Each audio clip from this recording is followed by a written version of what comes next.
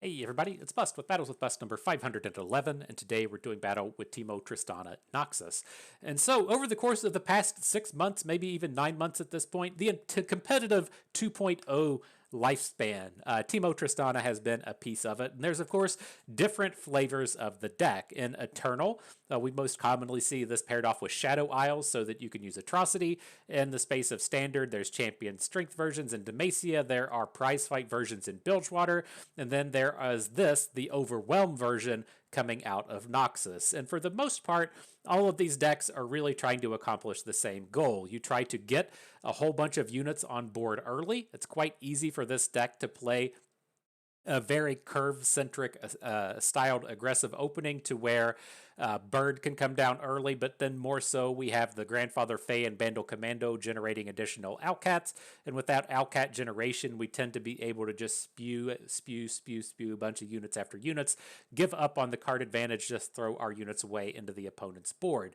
Ideally, we'll be dealing, 8, 10, 12 points of damage with this unchecked aggression, and then at that point we can try and finish off the game with Tristana. And Tristana has, multiple ways that she's able to get that big game closing feel. With the things like the prize fight version, you were using prize fights with her impact. So if she had, say, impact 5, you prize fought another unit, you would deal 5 damage to the nugget. The atrocity version would just sacrifice the Tristana, deal 8, 9, 10 points of damage directly to the face. And then this version uses overwhelm. And so we're attacking with an 8 power Tristana. We cast might on her, she becomes an 11 attack overwhelm. That should hopefully be enough to come in and close out the game. And so, in my opinion, I haven't really been that excited about the might versions of this deck. It's just kind of a thing to where if your opponent knows what's happening, they know that your unchecked aggression is coming in. They need to preserve their life total. They know in the mid game you're going to try and play a big unit and cast might on it. They can just be ultra defensive and try and hard mulligan for like a might or a flash freeze and just completely shut down your game plan. But I think this deck might have finally gotten to the point to where it has enough density of both high-powered attacky style units to cast might onto, and then enough decent overwhelm cards to really kind of maximize on that kind of space. And so, to kind of tie it all together, now that we have this great early game aggression that we mentioned, you have Bird and Bandle Commandos and Grandfather Phase, lots of stuff just sweeping in the early game. Then when we get to that mid game kind of finishing point, it used to be like you could just play Tristana and hope, or you could play Bandle Gunners for maybe like 6 mana and hope, and that wasn't really good enough. But now that we have access to Enraged Flamespitter, the big dragon, giving us a nice interactive play in the mid game that's still good, even if we don't have the overwhelm, and then getting kind of dual usage out of Kato the Arm in the sense that he is a nice big meaty attacker and he also delivers overwhelm. I think this is enough density of mid game stuff to where you're not just like, oh man, I hope my Tristana deals damage or I just automatically lose. And so that's why I'm willing to give the deck a shot, willing to give the deck a go. I typically don't like this style of deck to where you're like, oh cool, we have 7 spells in here and 3 of them are might, which we only can actually use to finish the game. It does absolutely nothing else throughout the course of the game unless it's winning it.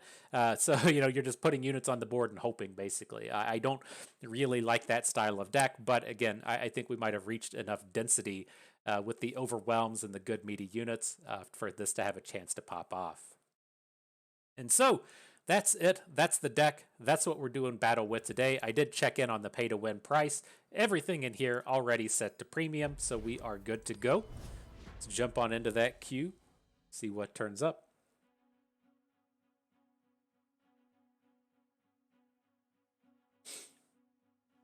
All right.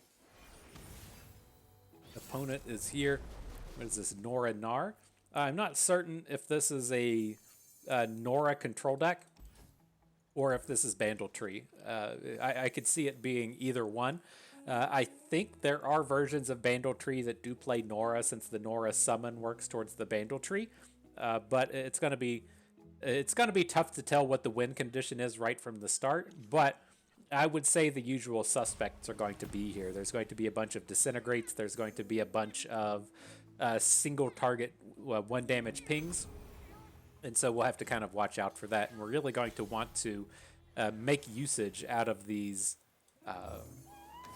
Grandfather Phase if we can, or more so the Owlcat, since the Owlcat can pick up on the spell shield. All right, so far no Norra. That was kind of an interesting turn two to me in the sense that I wasn't quite certain if we wanted to just run out the Explorer to pick up the Explorer spell so that we would have good interactivity for this Norra. And, you know, now we're too slow. I'm pretty certain that he just drew it. I didn't watch where this came out of the opponent's hand, but, you know, if we had been able to get the Acquisitioner on the board to take down the elusive off of Norra, that would have been kind of nice. It's just the downside to running the Acquisitioner is that they probably have the full set of 1 damage pings within here, and being able to take down these 1 health armed Acquisitioners is kind of pain in the butt. But let's run one out, see what happens. Say if he hits it with a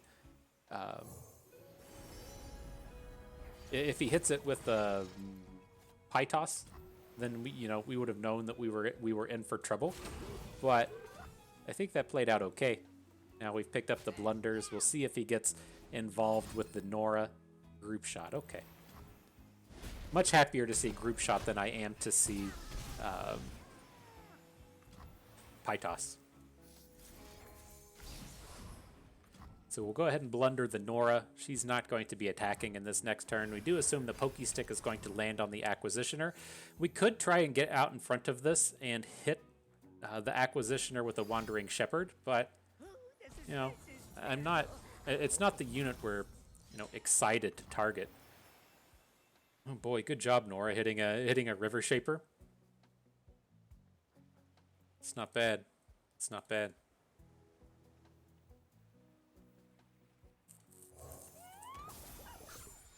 Alright, well, I'm going to Grumble Slug. We'll go for this Wandering Shepherd plan, try and preserve our good unit. Shepherd's Authority it's going to have to be. Not too worried about Quick Attack. Now let's see what we can do. It's like I don't really want to be Whirling Deathing either of these units. Well, I should say I don't want... I would prefer to save the Whirling Death for a situation to where... we have an impact unit, right? If you're not familiar, say you have Bandle Gunners on the board with impact 3. If you Whirling Death in combat, you get to deal the damage off of that 3 impact. So that's what I would have kind of preferred us to have access to. But we'll send the squad. If he's going to send Norra in front of Bandle Commando, I'm happy to take the Whirling Death down onto Norra. Just a unit we need to be getting rid of.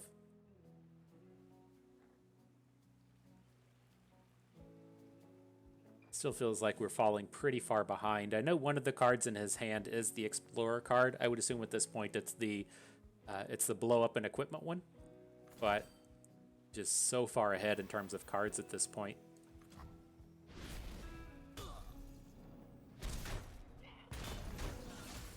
Oh, we didn't even play our Whirling Death, did we? Fuck. I was eyeballing these units and let it slip.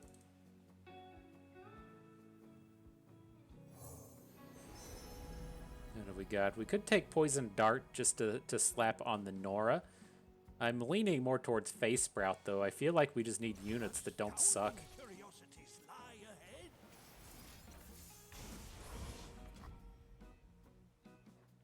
As it stands, these units all suck, huh?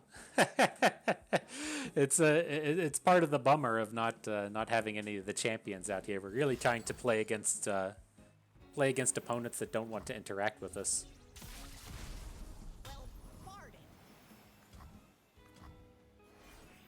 He's still got 2 portals in the deck, just so far behind at this point.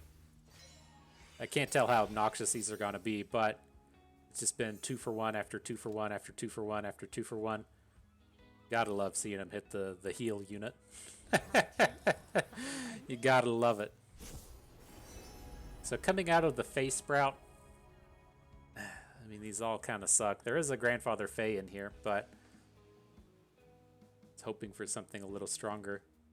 We don't have any traps or boons for the Caretaker. Alright, whatever. Where you at, Grandfather Fay? Anybody useful in here? Not really. probably get the most usage out of the Tenor of Terra. Like this game's pretty much just done at this point, but we'll carry on a little bit. This is like, what are we realistically gonna do?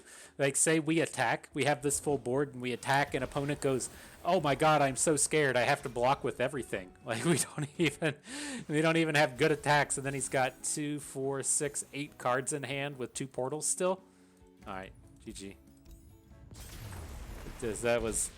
That was not close in any way, shape, or form.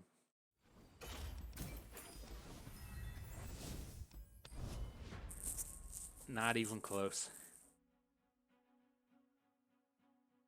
It's a tough matchup, though. I mean, the only reason I'm considering playing this deck is the Eternal Open will be here in just a matter of days, and it's a deck that's allegedly, as we should say, it's allegedly good against Jax Ornn, and that's the kind of space where I'm looking at kind of targeting a deck. I want to be targeting Jax Ornn in this upcoming Open. And the thing that scares me with this in terms of like targeting Jax Ornn is their ability to just be like, okay, well I'm playing 3 Sisters today, you know? And so like once they're able to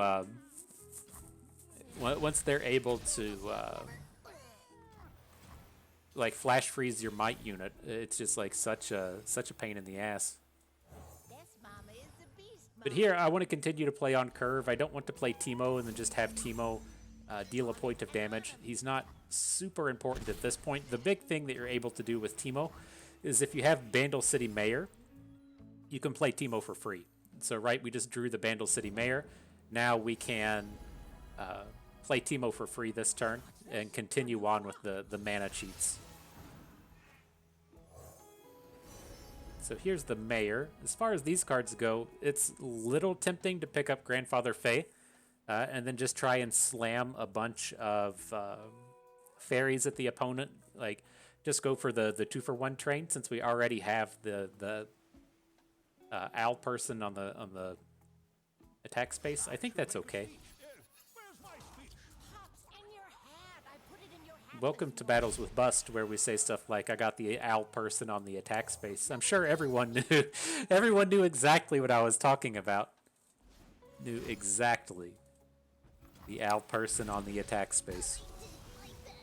It's on like page 6 of the rulebook if you didn't if you didn't read it.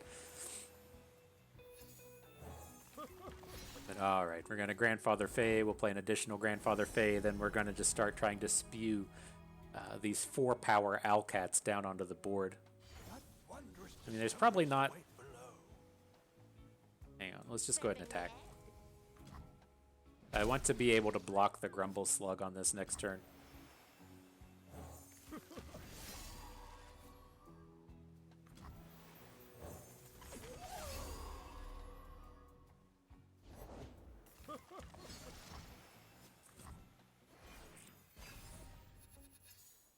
So not bad. I mean, our owls are better than his. We've definitely got more owls than he has owls as well.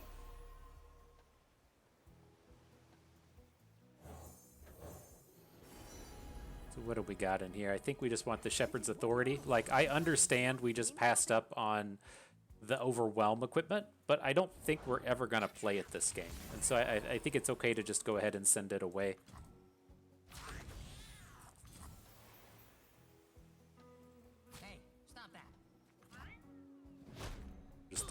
Take a throwaway unit.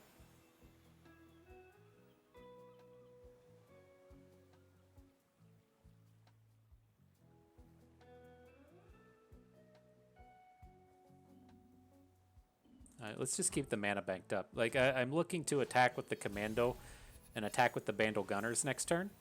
And then I feel like that's enough.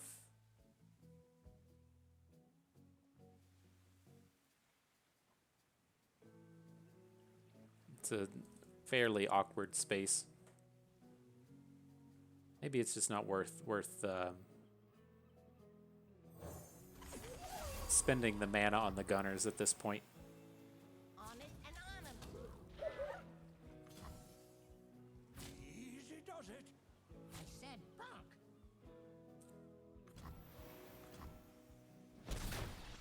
do have the double bird in hand that would be, you know, kind of nice to develop. Okay.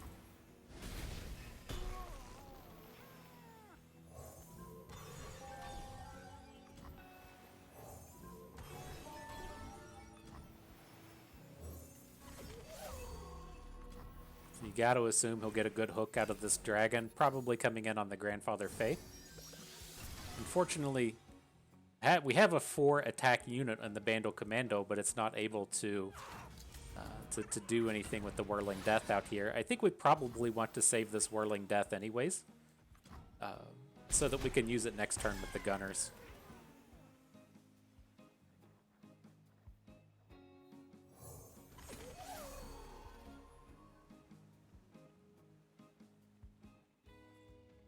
See, curious to see if he blows anything up here. I was expecting more combat to happen. Like, I guess we've been the ones generating cards off of the Bandle Commando. And so it makes a little bit of sense that he's not wanting to just come out here and trade his whole board away. Right? It doesn't matter if we have 1,000 birds in our hand if we can't actually use any of them to get some board presence. And so...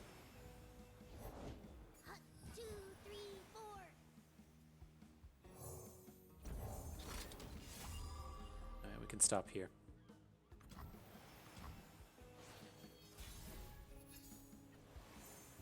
And now Tristana turns up. Well, that changes things.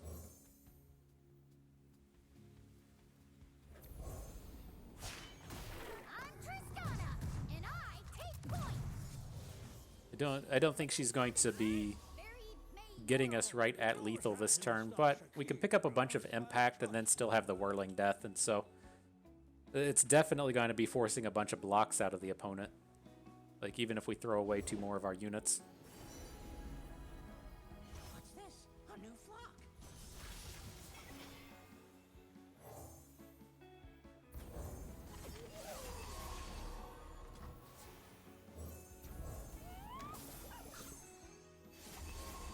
All right, here's the squad.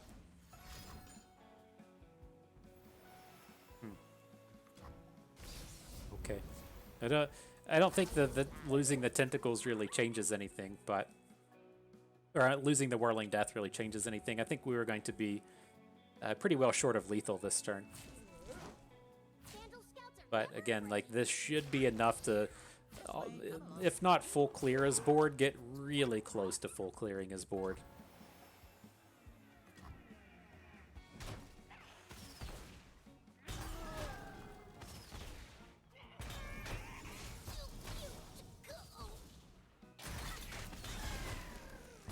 Got him at 6, and we have a blocker. Right, that's all we can really say in this space.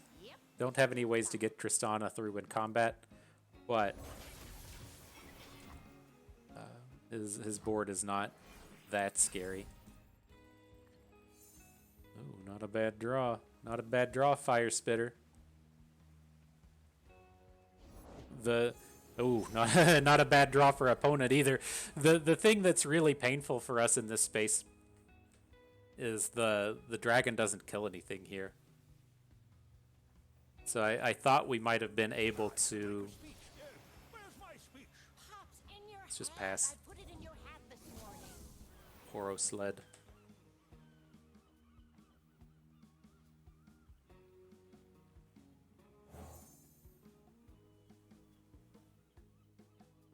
So if he attacks with everybody...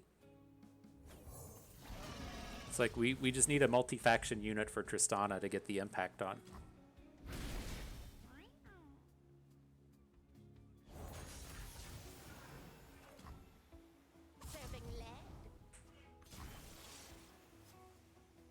Oh no, we have to give up our Tristana here? Gotta be fucking kidding me.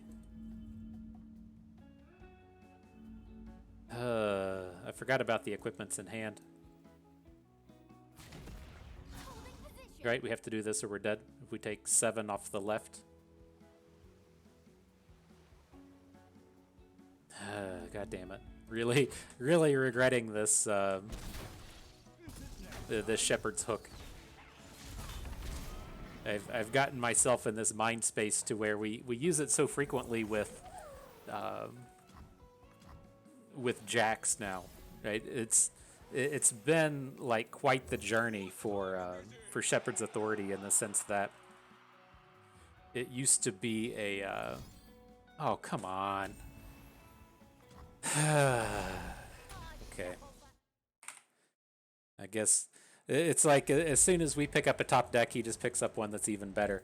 But to top decks aside, right? I feel like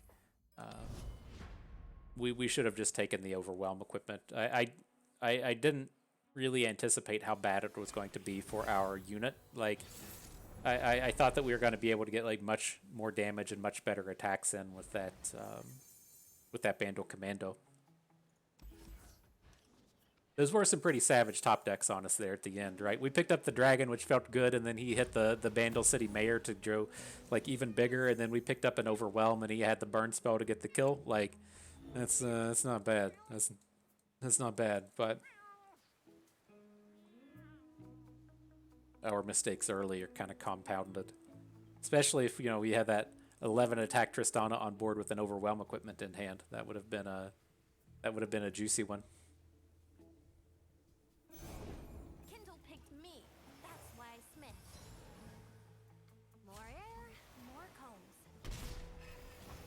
All right, into the next one, though, actually up against Jax Ornn. Again, this is the kind of match we are hoping to kind of pick on in the upcoming Open, and so be interesting to see how it feels. We'll probably come out here and just get thrashed and hate everything about life, but you gotta put the tip in and see what it feels like on occasion.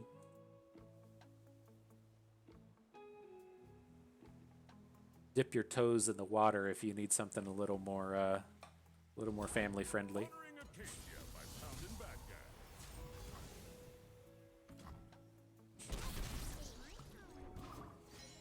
All right, he's got the big 4/3 Jax on turn 2.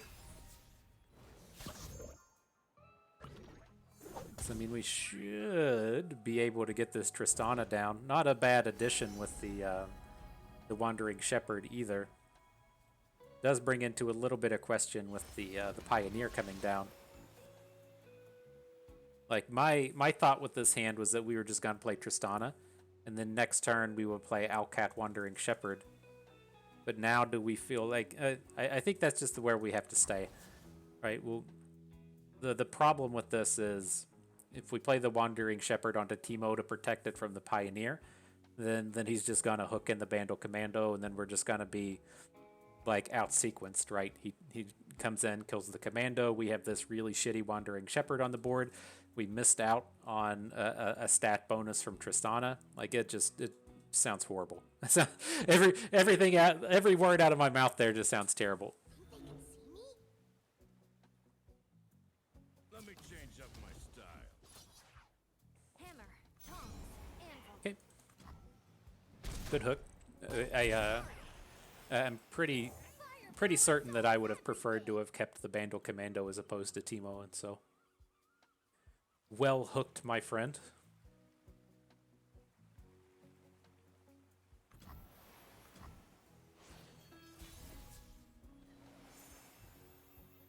Now a Bandle City Mayor. It's like, what are our chances to really come in and protect this Tristana? It's not high, right? If we could get her like a tough, she still dies to a fish fight off of Jax, but fish fight's the only card we have to directly worry about this turn, and then next turn it's not as big of a deal. Still just go ahead and drop the equipment onto Tristana. Take the Overwhelm this time so we have it for later. Try and get the Owlcat down this turn as well. Make one of those big attacks everybody's talking about. I guess the angle for potentially picking up the fearsome equipment is next turn, right? If he has, say, the Pioneer on board and a Sky Splitter in hand, and then he can take down the 3 health Tristana. Like, that makes sense. That would be a quality move for the opponent. But I'm kind of okay with that stuff in the sense that he really wants to be developing board. And if he's fucking around playing a bunch of weird combat tricks to just trade with Tristana, that feels like a pretty good day for us. Glad there's a chef on the team now. What's for dinner? Combat cook comes in, annoyingly large.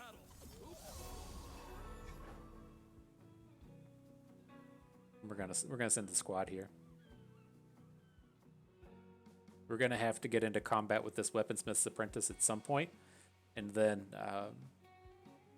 there's just like no stopping these attacks next turn. So I think this is fine.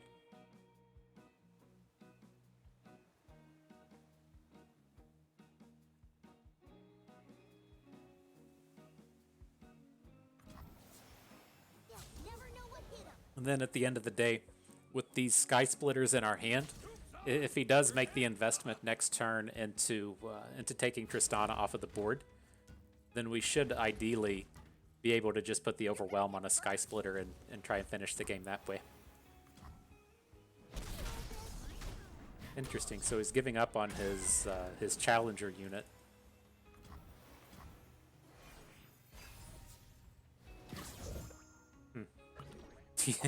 Teemo says, "LOL, watch this." I'm ready to deal some damages, my friend.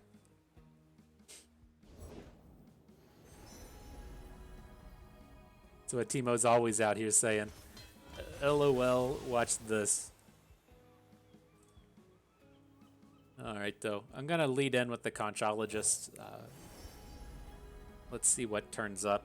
Quicken has a lot of potential to be huge here. Also, I mean, we could consider Guile for next turn.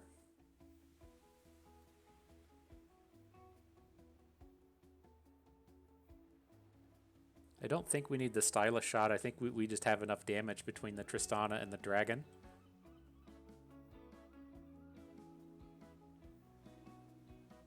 Astounding curiosities lie ahead.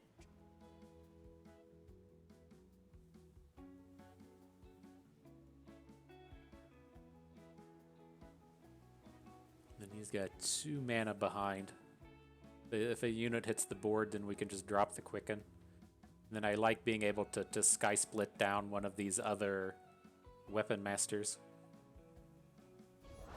There are stories in the ringing of steel. So who do we send back, right? We're never blocking, so we might as well just send back the Combat Cook. He's the biggest damage he has on board and the most expensive to replay. Oh, 3 or less power. I thought it was 3 or less health.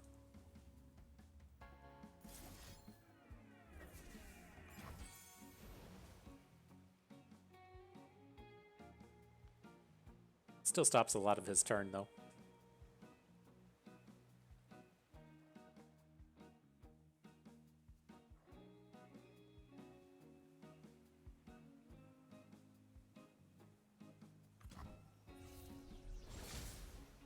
Pots a boiling. Alright, never blocking.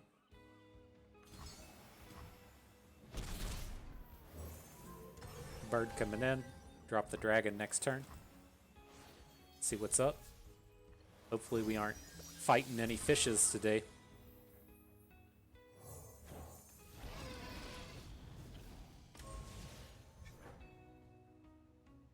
So he's got a weird phone notification. It's the Teamfight Tactics penguin. I've got to play a couple of games of the new set of Teamfight Tactics. It's always such a shit show right at the beginning when you don't know what anything does.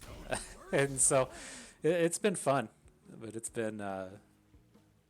been tough to really figure out what's happening.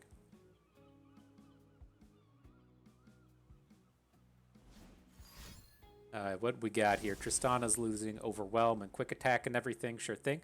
We can still hook in the Jax with the Dragon. Oh, she doesn't lose Overwhelm because it's on the equipment, right? Armed and ready. Deep breath now. Taking point. I think we still want to just come in and kill Jax. He's the scariest one on board here. He also is his only like real source of Overwhelm next turn. I know he has the Fish-a-Whack on the Innovative Blacksmith, but that's not a very compelling Overwhelm unit coming at us. To where Jax is. Jax will be like an 8 attack Overwhelm. Definitely just kind of die to him, but the the Fisher Whack on a 2-power unit's only 4 Overwhelm. That's probably not going to be enough to kill us.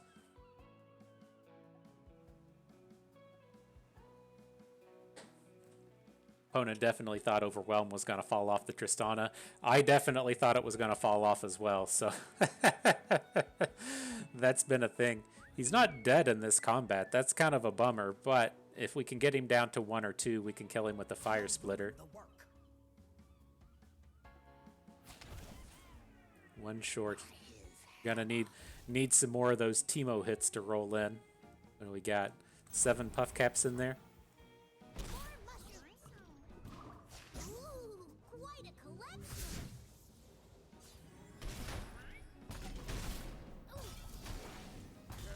So the thing that worries me that we didn't follow through with that we probably should have is like I was ultimately worried about our like the Jax, just getting Jax off of the board.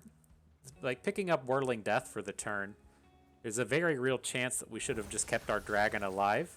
So as we go into this next turn, we could have Whirling Death off of the dragon and basically killed anything. So if he plays like Ornn here and copies the Overwhelm, then we could have gotten a takedown that way. Now with this, he didn't land Overwhelm onto his Ornn, so he's not nearly as scary. We can still Fire Split. Oh, we just got the lethal. Never mind. I thought he was at 3. No, I guess we won. We won the game, guys. I thought we were still battling. Oof. Oh god, did I just fuck things up? I pushed a button and all my stuff on OBS moved. Okay, I think it's just the layout. Oh god. What am I doing? I'm not cutting this out of the video, just FYI. Oh god, okay. I think it's still recording. All the appropriate bars seem to be doing the appropriate thing. I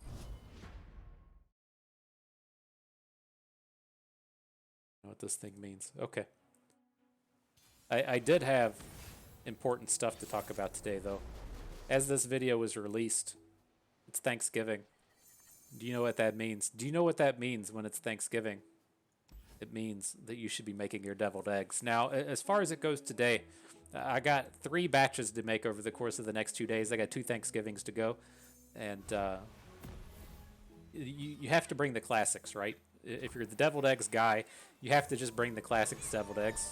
Otherwise, you know, when the family asks, is somebody bringing deviled eggs? And you're like, yeah. And then you show up and it's something fucking exotic. They're not going to be really happy about that. And so you gotta bring the classics so the people get what they're expecting.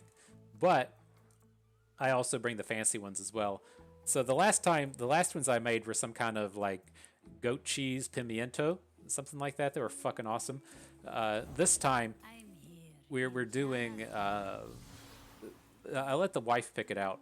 And I think it was like classic French onion. It sounds very oniony, and so I'm not entirely sold on the level of quality, but it is what it is.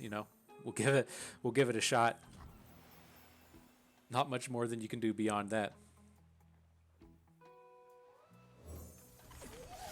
All right, end of the game though.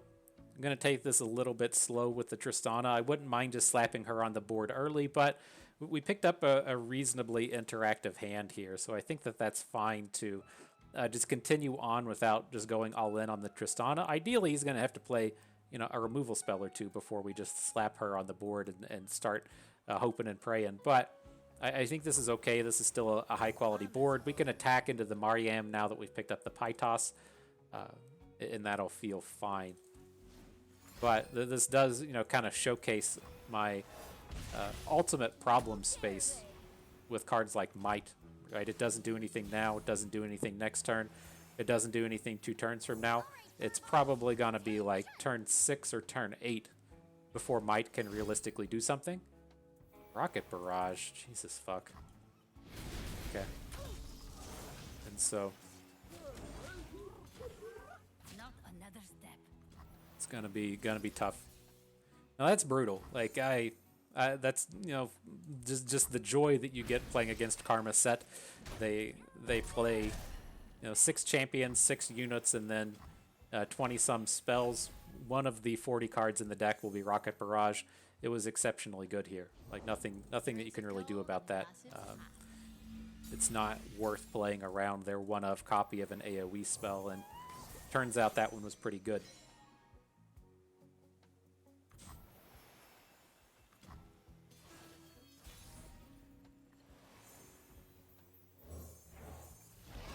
Alright though, let's start sending in the dragons.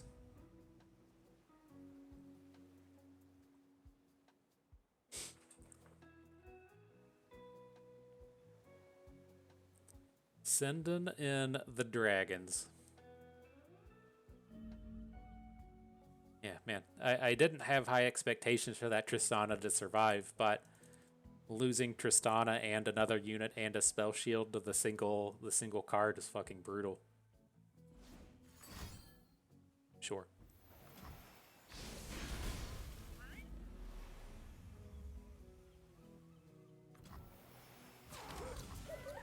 Your attack is obvious. Keep on sending.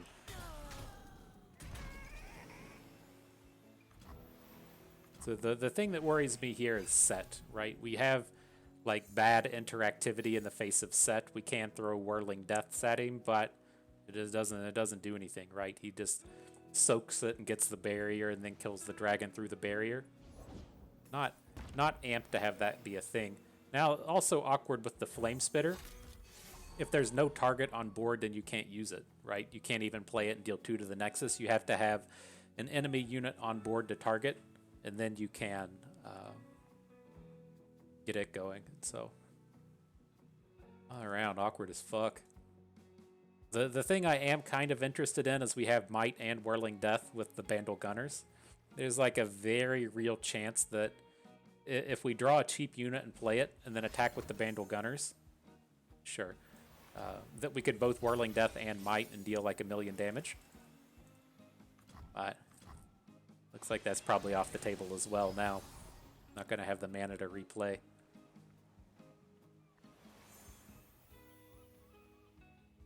What an awkward spot.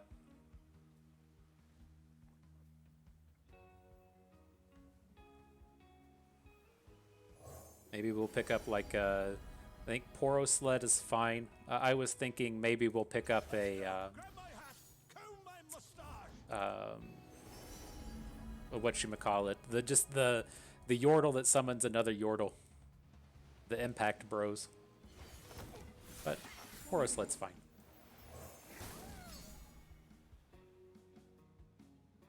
Would have been kind of nice to have an extra mana to pastry down the Pioneer and then be able to overwhelm this turn, but maybe that's too big of an ask.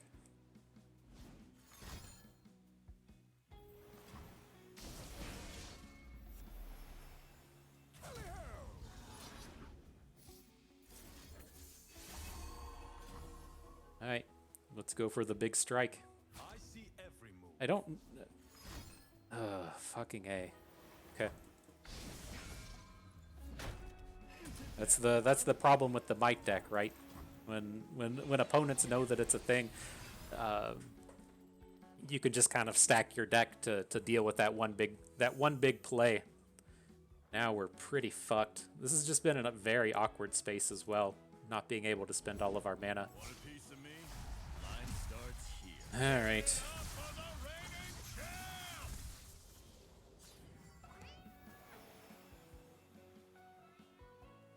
Don't think we can do anything about Sett.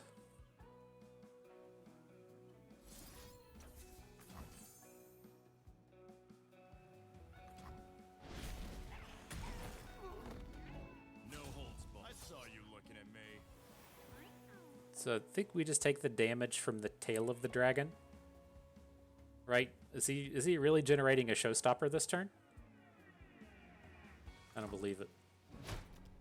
Or I mean, I do believe it. I don't want to just lose our unit. How's he at fucking 18 again? Oh, we missed the huge hit from the dragons. Sure.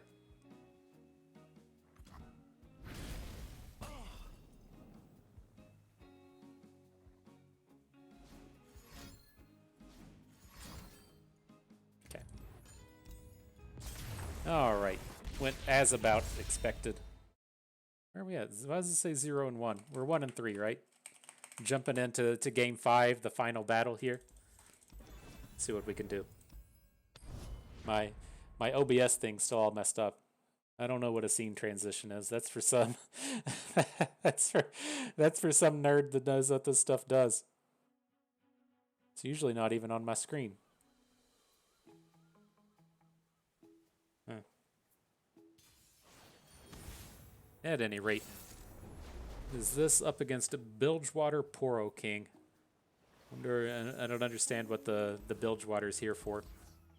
But I think we want to just take a full mulligan with this. Like, the way that this game should sequence is he just plays a bunch of really like shitty value-based 1/1 units in the early game, and everything we had there is just going to trade. And so I like things like Bird. I like cards that like that can generate value. But look at this. Like, how awesome is this to draw Might? Ask yourself, at what point in this game, what do you think the minimum turn is in this game to where we cast the card Might?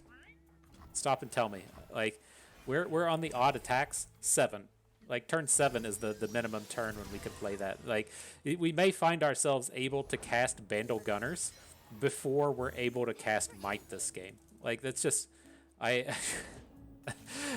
try to get it in my head that I'm able to play decks like this, but I just know at the end of the day, like, playing stuff like this and playing stuff like Zed Gwyn, as much as I really love coming out and, like, playing aggro decks and stuff, I just know that this is just not on the table.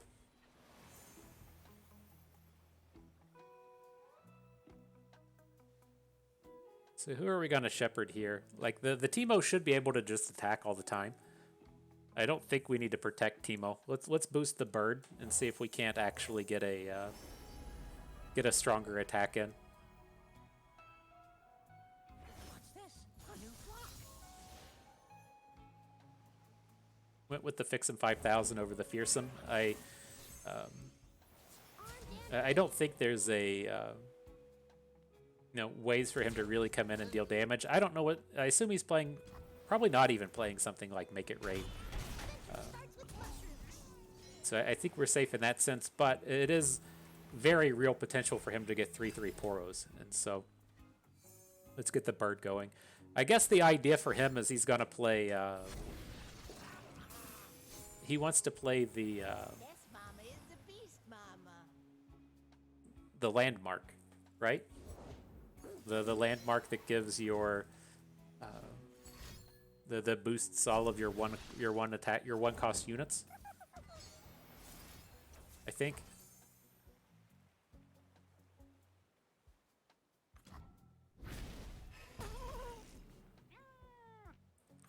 All right, Fam Jam, here we are, turn 5. Can we cast Might? No. Oh, cool, we drew another one. So maybe we will cast a Might this turn. Awesome. No, not Whirling Death.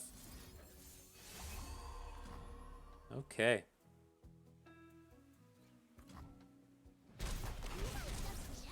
That was effective, I guess. That was effective, I guess. Yeah, what a dumb card.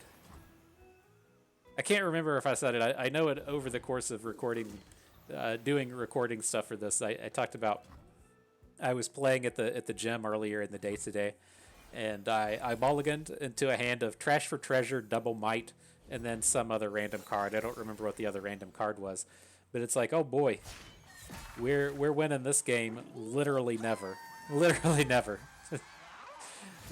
You play out a couple of turns just so you aren't that guy conceding on turn 1, but ugh.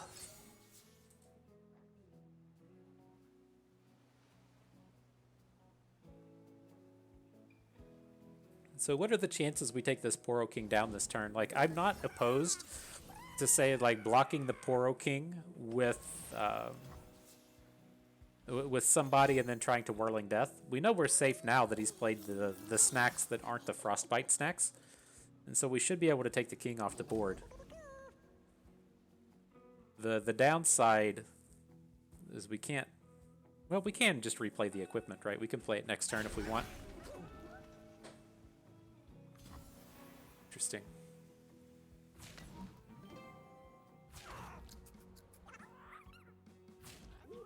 So these units are never realistically dealing damage. Now it's Whirling Death the King. This is I think, safe, right? The thing with this Whirling Death, as we go into the next turn, right, we still just have the Bandle Gunners. Now, we're only going to have 3 mana for the Bandle Gunners. I guess the Might is probably just going to be enough. But I just keep envisioning being able to Might and Overwhelm off of the Gunners.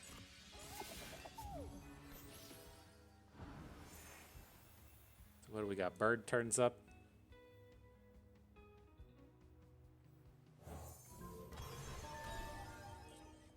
Let's see how this goes. This does give him an extra action as we play a probably useless unit, but we'll see.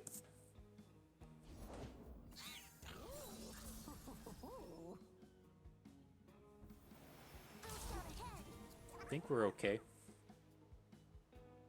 Oof. Oh, we did land the Frostbite snack. That was why I wanted to take the Poro King off the board. Just immediately hits it. So, I mean, we have to Might our Bandle Gunners so that it gets to deal the impact, right? So say... Well, it's just 3 damage either way. So it doesn't really matter who we hit. Might is not guaranteed to get a unit off the board. We're gonna fucking lose this game, aren't we?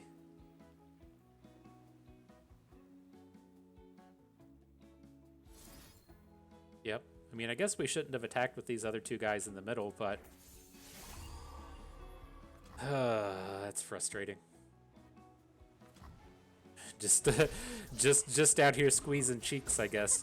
Hoping for the best with our Teemo puff caps.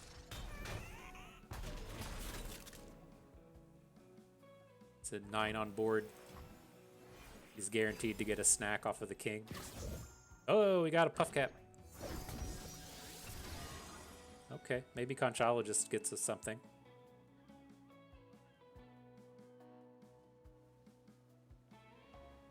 So we need him to like play a unit so that we can play a Conchologist and then find the supreme answer. I mean, you can find Nox and Fervor and stuff off of this. Stylish Shot's not it. The Manifest off of Trinket Trade does give us another shot at Nox and Fervor.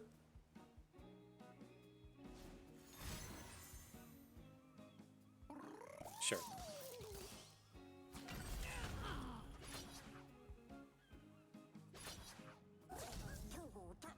Alright, Trinket Trade. What you got for us? Guile or All Out? Not gonna do it. Alright, GG. And so, I think that was a very good set of games to kind of showcase why I think these decks are typically garbage. You know, like I went through like a few separate sequences of recording the intro to this video between like various levels of like hating on this stuff, and like it's initially pretty bad, and then I get to start talking, and I'm like, maybe I can convince myself that this is okay. Right, as you start to have cards like Kato the Arm that just aren't like super all in as far as Might is, and then you know you run into games like those to where it's like, oh cool, we played the Mights just into concussive palms. And it's just like you run into all this just various nonsense that like this is like I feel like this is exactly why the Gwen Zed deck is the top of the meta right now. As these new metas come about, people want to come out and brew, right? You want to play your dragons. You want to see what the meta's like now that Janna takes 8 cards to flip and all this different stuff. And as people are out here like trying to brew and learn about the format, you're out here just playing Gwen Zed face aggro so that you can go from platinum to diamond and feel good about yourself, right? And so that's what you see in terms of like Gwen Zed jumping up to the top of the meta because it is so good in that space to where your opponent only has like a 34 card deck, and then your next opponent's not playing a real deck, and then your next opponent is trying to play the Bandle City Dragon, and you just get free wins all the way along the way. That's the kind of space to where these Might decks are good, and they do function and they do succeed. When it's like you're trying to say, okay, I'm playing Jax Ornn today, I figured out my core of like 12 units or my core of 28 units that I want to play. Now I got to fit in my 12 spells. And I'm like, okay, well, I'll play some fish fights and I'll play some sky splitters. But then after that, since all these might decks are running around, maybe instead of, like a Harsh Winds or something, I'll play a Three Sisters. I know that's a bad example there, but it's like maybe instead of a combat trick, I'll play a Three Sisters so I get access to that flash freeze. Maybe I will include a copy of Harsh Winds. It's just like, as the meta develops, you can kind of make those decisions. Right? If this was a meta to where, say, Varus was extremely popular, you're saying like, oh, cool, well, I'm going to start playing the cultist frostbite instead of harsh winds because it can crack a Varus spell shield and get the takedown on him. Like you may not make that understanding on day one, but you do have that understanding on day 7. And that's where these decks like Teemo Tristana can really pop off, right? You have a fairly reasonable core, it does aggressive stuff, and then you have the mights. Your opponent may not know your might-based game plan, and then if they do know your might-based game plan, they might not have edited their deck to the point to where they're trying to counter the big OTK. But it's like, as I expect, as we go into the open, it's like people are just going to be ready for this stuff, and this is never going to be a winning deck. And so, like, I'm glad that I got the games in, so that I could finally come to the space to say, I'm never playing this deck. And so if you want to play it, if you like what this does, more power to you. I hope you enjoy what's happening here. If you watch this video and then face this on the ladder, I hope that you understand what's about to happen to you. And my greatest hope of all is that you just never play this deck and that you spend your Thanksgiving making devil decks. And so, nonetheless, that is going to do it for us today. So I hope everyone enjoyed the video. I hope you maybe learned a thing or two along the way and you had a good time watching. This is Bust and we thank you for being here.